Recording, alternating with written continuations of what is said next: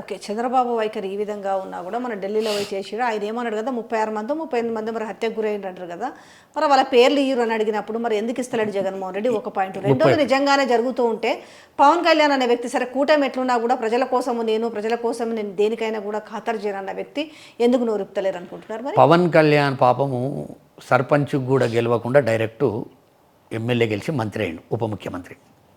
జర సినిమా వాళ్ళకి షోకి ఎక్కువ ఉంటుంది. ఆయనకు ముంగట 3 కార్లు, వెనక 4 కార్లు, ఒకటే రంగు కార్లు, మంచిగా సైన్యం లెక్క పోలీసు వాళ్ళు ఉండి, నేను ఏదో సినిమా యాక్టర్ ఆయన సినిమా యాక్టరే కదా, ఇప్పుడు జనరల్గా ఎట్లుంటుందంటే అమితాబ్ బచ్చనో లేకపోతే సల్మాన్ ఖానో లేకపోతే ఇటువంటి వాళ్ళు వస్తుంటే బౌన్సర్లు గిన్సులు పోలీసు గీలుసు లోపలికి వెళ్ళి ఎట్లా అంటే ఒక పెద్ద సీన్ క్రియేట్ చేస్తారు. ఇప్పటికొని 20-30 యూట్యూబ్లలో చూసి నేను ఇదే పనికి తలిగాడు. వానికి నమస్తే పెట్టేది లేదు, వానికి చేసేది బరబర పోవాలి, కార్లో కూర్చోవాలి.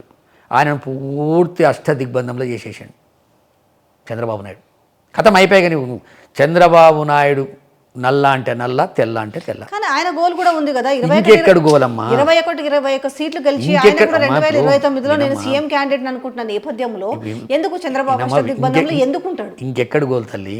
24 సీట్లు 21 సీట్ ఇచ్చినప్పుడే మాట ముచ్చట అయింది కదా. ఇలా మాటలు లేవు, ముచ్చట్లు లేవు. తెలంగాణలో క్యాబినెట్ మీటింగ్ అయితే రేవంత్ రెడ్డి ఒక పక్కకు ఉత్తమ్ కుమార్ రెడ్డో లేకపోతే కోమటిరెడ్డి వెంకటరెడ్డో, ఇంకో పక్కకు బట్టి విక్రమార్క కూర్చొని క్యాబినెట్ అవుతుంది. అదే ఆంధ్రప్రదేశ్ సేమ్ టైంకు క్యాబినెట్ అయితే ఒక పక్కకు చీఫ్ సెక్రటరీ, ఇంకో పక్కకు డీజీపీ, ఇక్కడ పవన్ కళ్యాణ్, అక్కడ లోకేష్. అంటే పవన్ కళ్యాణ్ కూడా అన్ని పార్టీలలో ఏ విధంగా అయితే మంత్రి ఉంటాడో గంతే. నేను సమానంగా నడుస్తా, పక్క పొంటి నడుస్తా, సముజ్జీవుని అన్న మాటలు ఎక్కడవా? ఎవరో ఎప్పుడో తెలుగుదేశం ప్రభుత్వం ఉన్నప్పుడు చనిపోయినటువంటి ఏదో అఘాయిత్యం జరిగితే ఒక అమ్మాయికి జగన్మోహన్ రెడ్డి గారి ప్రభుత్వం వచ్చిన 2 ఏళ్ళ కళ్ళు తెరిచి పోయి వచ్చినవే. మరి నీ ప్రభుత్వంలో ఇన్ని అఘాయిత్యాలు అవుతుంటే 6 నెలల పిల్ల మరి నీకు కాళ్ళు నడుస్తలేవు అక్కడికి పోనీకి? అయిపోయింది. ఒక్కటమ్మా, చంద్రబాబు నాయుడు కింద మర్రి చెట్టు కింద చెట్లు మొలవ అన్నట్టు, మొలవదు అన్నట్టు చంద్రబాబు నాయుడు వీళ్ళందరినీ కమ్మేసిండు. పవన్ కళ్యాణ్కు రాక పవరు. ఇలా పీఠాపురంలోనే ముత్తుకుంటుర్రు. ఈయన అభిమాని సూసైడ్ చేసుకుండు, తెలుగుదేశం వాళ్ళు చేసే అఘాయిత్యాలు భరించలేక. ఇప్పుడు ముందుంది ముసళ్ళ పండుగ, రేపు జిల్లా పరిషత్ ఎన్నికలు వస్తాయి, గ్రామ పంచాయతీ ఎన్నికలు వస్తాయి, మున్సిపల్ ఎన్నికలు వస్తాయి. మా నాయకుడు ఒక్కడే సింగిల్గానే వెళ్తాడు.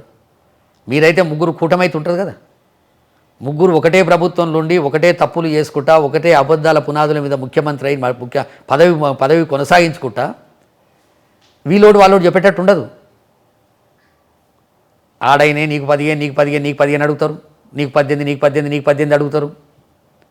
నీకెన్ని జిల్లా పరిషత్ చైర్మన్లు, ఇది జరుగుతుంది ముందట.